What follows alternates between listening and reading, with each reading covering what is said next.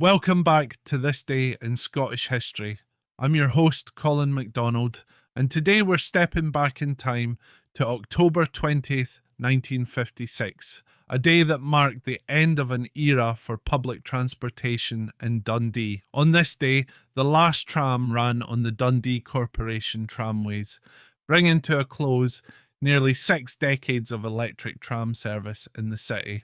Dundee's tramway system was a crucial part of the city's fabric. It began operating under the corporation's control in 1899, but the story actually goes back further to the 1870s. Horse-drawn trams were first introduced in 1877 by the Dundee and District Tramways Company, which leased the system from the city. In 1885, they switched to steam trams, giving Dundee one of the most advanced urban transport systems of its time. By the late 1890s, though, it was clear that electric trams were the future. In 1897, Dundee Corporation decided to take over full control of the tramway network, and within 3 years began converting the system to electric trams. On July 12, 1900, the first electric tramcars ran on the Perth Road route, and by May 1902, the entire system had been electrified, making Dundee one of the first cities in Scotland to fully embrace this modern technology.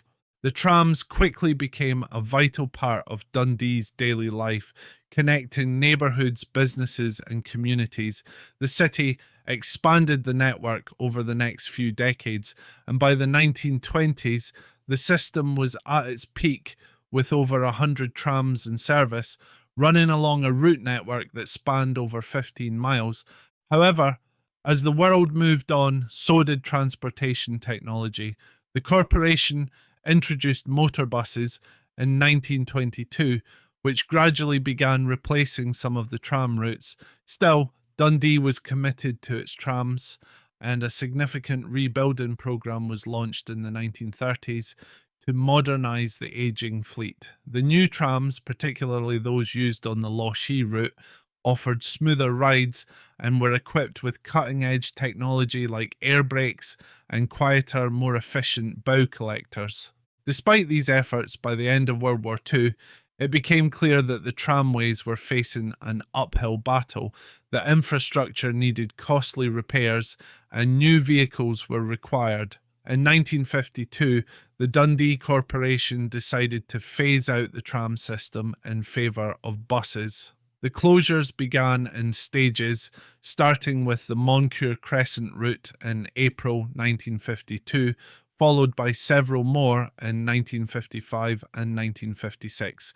The final curtain fell on October 20th, 1956. That day, the last tram made its way from Maryfield Depot to Lochee in a farewell procession. Crowds gathered to witness the historic event, many of them riding the trams for one last time.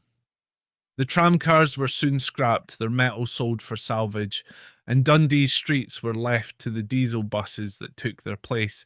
While the trams are long gone, their legacy lives on. They played a pivotal role in shaping Dundee's growth and development in the early 20th century, providing a reliable, efficient means of transport during a period of significant urban expansion.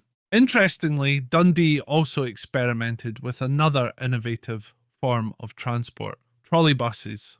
In 1912, the city briefly ran a trolleybus line, making it an early adopter of this new technology. However, the roads proved unsuitable for these trackless trams, and complaints about dust and bumpy rides led to the service being discontinued in 1914. It was the first trolleybus system in Britain to close, but it's another example of Dundee's willingness to explore new ways of moving people around. And as we look back on October 20th, 1956, we remember not just the end of the tramways, but also the broader history of public transportation in Dundee. From horse-drawn trams to steam-powered locomotives, electric trams, and even trolleybuses, the city has always been at the forefront of transport innovation.